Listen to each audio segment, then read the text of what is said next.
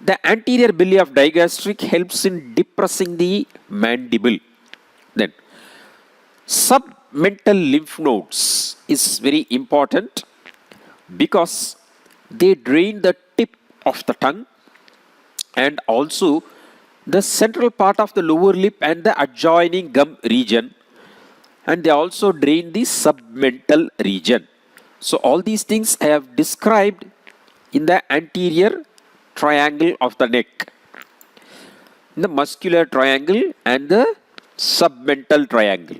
Okay, so suprahyoid, mainly you see the two anterior bellies, then you see the mylohyoid muscle, and then you see the submental lymph nodes. So enlargement of the lymph nodes, naturally you should actually suspect for any infections or carcinoma of the tongue, mainly the tip of the tongue.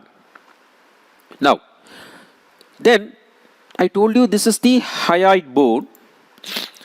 It has a central body and it has got a lesser horn and a greater horn of the hyoid bone. Now, this hyoid bone is held in its place only by the muscles.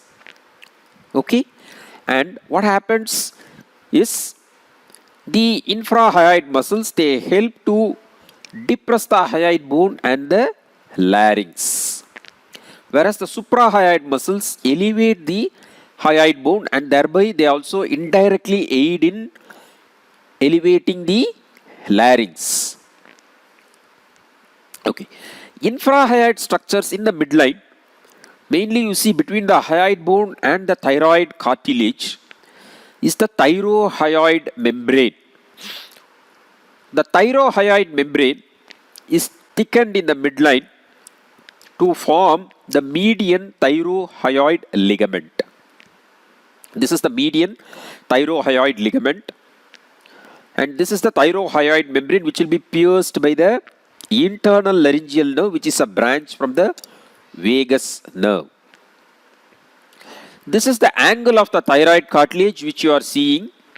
The angle of the thyroid cartilage is actually more pronounced in the males.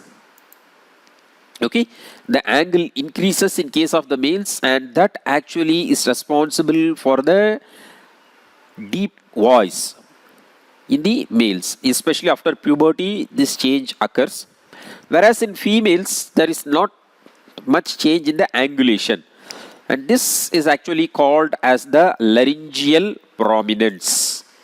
Okay, that is actually called as the laryngeal prominence, the angle of the thyroid cartilage where the two lamina of the thyroid cartilage, they meet. Below that, what you are able to see here is the cricoid cartilage. The cricoid cartilage, the anterior arch of the cricoid cartilage, you are able to see here. And between the arch of the cricoid cartilage and the thyroid cartilage, you have the cricovocal membrane, which is actually a membrane of the larynx. Then below that, you have the first tracheal ring. And between the cricoid cartilage and the first tracheal ring, what you see is the cricotracheal membrane. And then second, third and fourth tracheal ring is actually covered by the isthmus of the thyroid gland. So isthmus is actually the central connecting part which connects the two lateral lobes of the thyroid.